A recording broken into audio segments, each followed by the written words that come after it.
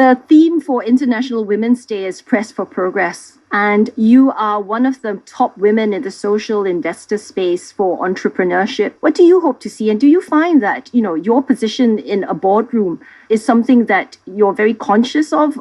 I think the angle you're taking, the percentage of, women on board is a good one, as good as any other. And, I'll start with that. We have made actually very good progress over the last 10 years in Europe. In Asia, you have about 10% of women on the boards of the significant larger corporations. 20% in the US on Standard & Poor. In Europe, it varies more. It's between 20 and 40%. Norway leading the pack with 36%. Finland and France, 30%. And Germany, 18.5% on the DAX, which is a huge improvement compared to 15 years ago. France, also a huge improvement. The way we need that, first of all, badly, because of a number of things. First, because younger women need these role models urgently, because we know of the inspirational value of just watching, being able to observe and watch a couple of elder women doing the job and seeing how they operate. And that is where many young women say they get their courage from. Secondly, because we need to give them the networking opportunities. So women networks work very well. Increasingly, we have to build these networks.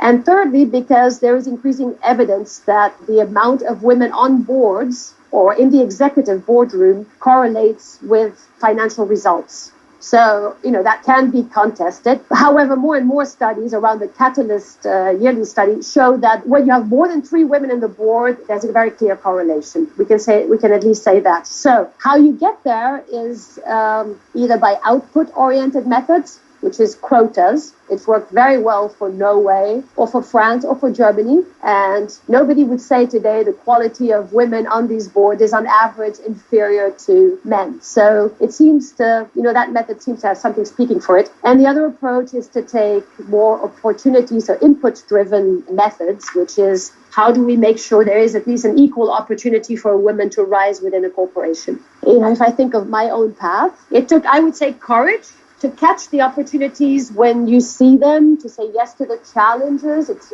proven that women do that less than men because sometimes a lack of self-confidence, but also because it's more daunting. And then I would say a little bit of humor as well. Women are sometimes so desperate about that, corporate career. Life is a long stretch. The millennials coming up to the market now, some of them might live until they're 120.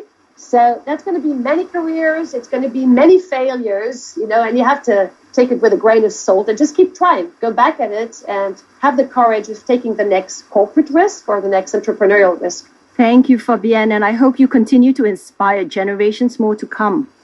And that was Fabienne Serfaty. She's a business entrepreneur committed to systemic solutions to social challenges.